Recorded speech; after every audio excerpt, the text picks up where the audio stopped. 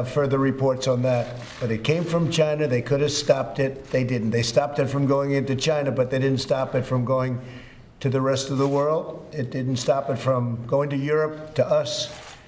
They should have stopped it. They could have stopped it.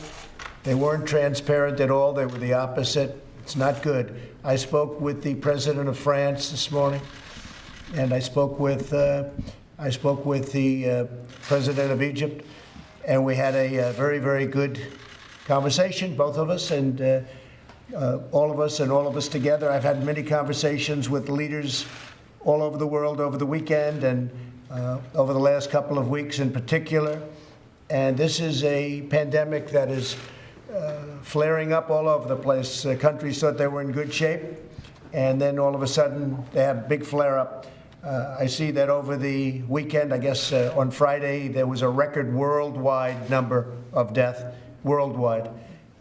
Because when you watch the news, the local news, and you see it, and it's like all about the United States. They never like to talk about what's going on in the world. But you look at Mexico, Brazil, many countries in Europe, all over. Russia. Russia's got a tremendous problem. It's what's going on is terrible. It's terrible. But this is a worldwide problem.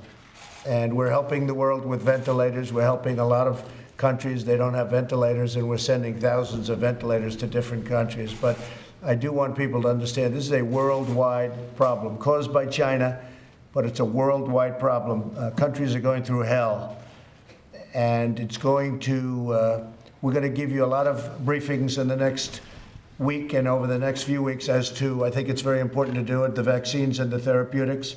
I think I'm going to bring some of the great companies that are working and very successfully in the past have worked on these things, and they're going to tell you very specifically what they're doing and how they're doing. But we think we're doing very well in that regard. Those two items, I think, frankly, therapeutic, I like almost better at this point. You go in and you make people better. Now, we have had some very good luck with remdesivir. That's been successful, and others have been successful. The plasma has been successful. But we're really coming up with some very good answers, meaning they are. All over the world, they're working, and we're working very closely all over the world on the vaccines and the therapeutics. So we're going to have some of the heads of these great companies coming in. Johnson & Johnson is doing very well in particular. They seem to be doing very well, but numerous are doing very well. It's something that I really feel certain, I guess you can never use totally certain, but pretty damn certain that they're going to have the vaccine, they're going to have therapeutics, and it's going to start taking place very shortly. And that will be a great thing. For the world, that will be a great thing. But this is happening all over the world, not just the United States. And it's a tough one. It's very tough. It's very sad when you see the death. It's all death that could have been stopped by China. If they wanted to stop it, they could have stopped it. Okay, thank you very much, everybody. Please, thank you. Let's go. How important, John, Mr. President? Let's go. Thank you. How important is a Thank payroll tax you. cut? Press, thank you. How important is a payroll tax cut in phase one? I think it's very important. I think it's a very important thing. It's very good. It's been proven to be successful. It's a big saving for the people. It's a tremendous saving, and I think it's an incentive for companies to hire their workers back and to keep their workers. So payroll tax cut to me is very important. We're working on it.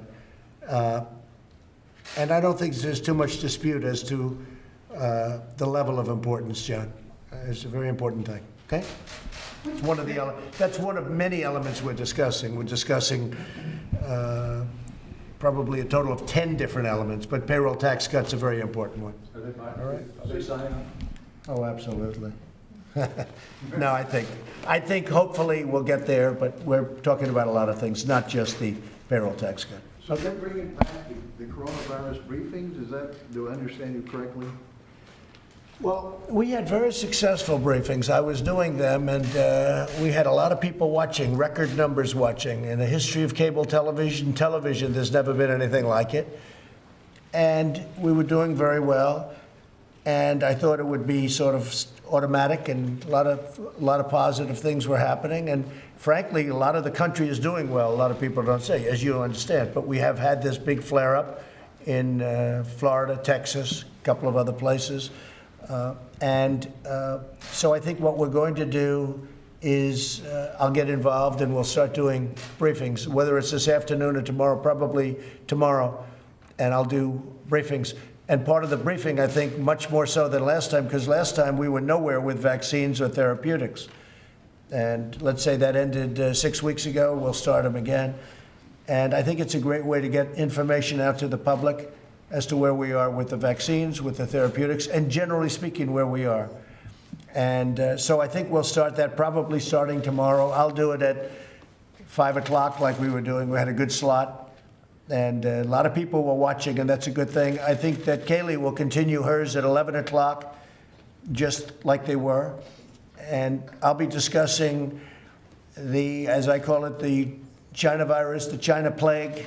I'll be discussing it.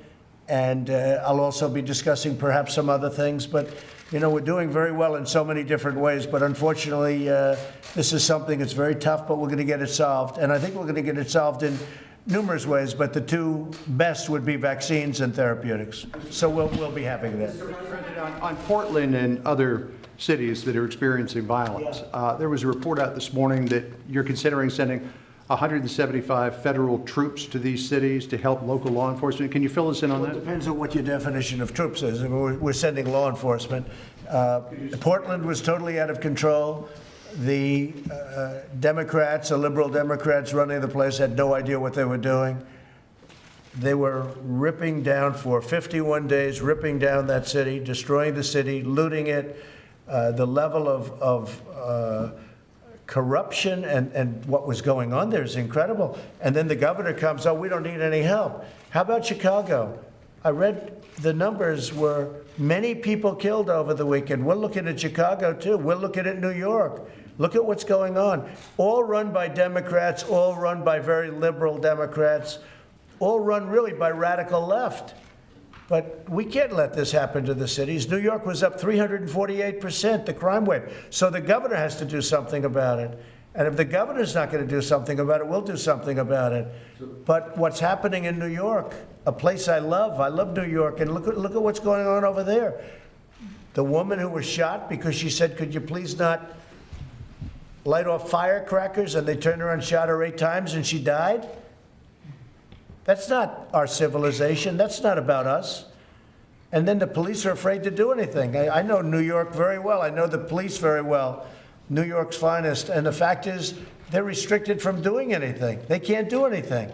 So what are you planning on doing? Well, I'm going to do something, that I can tell you, because we're not going to let New York and Chicago and Philadelphia and Detroit and Baltimore and all of these, Oakland is a mess. We're not going to let this happen in our country. All run by liberal Democrats. So more federal law enforcement to some of these cities? More federal law enforcement, that I can tell you. In Portland, they've done a fantastic job. They've been there 3 days, and they really have done a fantastic job in a very short period of time. No problem. They grab them, a lot of people in jail. They're leaders. These are anarchists. These are not protesters. People say protesters. These people are anarchists. These are people that hate our country. And we're not going to let it go forward. And I'll tell you what, the governor and the mayor and the senators out there, they're afraid of these people.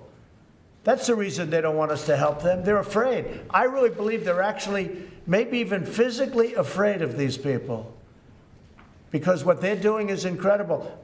We didn't just go there. This wasn't like it started right away. We went there after 51 days. We said, we can't let that happen anymore. But these are anarchists. And the politicians out there, yes, they're weak, but they're afraid of these people. They're actually afraid of these people. And that's why they say, we don't want the federal government helping. How about Chicago? Would you say they need help after this weekend? Do you know the numbers? Did you hear the numbers? Many, many shot, many, many killed.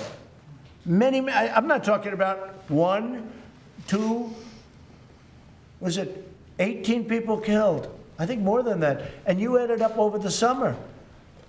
This is worse than Afghanistan, by far. This is worse than anything anyone's ever seen. All run by the same liberal Democrats. And you know what? If Biden got in, that would be true for the country. The whole country would go to hell. And we're not going to let it go to hell. Thank you very much. Thank you, Meredith. Thank you, Mr. President. Thank you. Let's go. Some of the protesters say they're not. Steve, come on. Press, thank you. John, thank you. President Trump laying it down right there after the weekend violence in Chicago, New York City, Baltimore, and other cities across the country. We continue to bring you worldwide news here on coronavirusnow.com, showing you the market pretty much flat right now, just down 28 points. We are going to continue to bring you the very latest around the country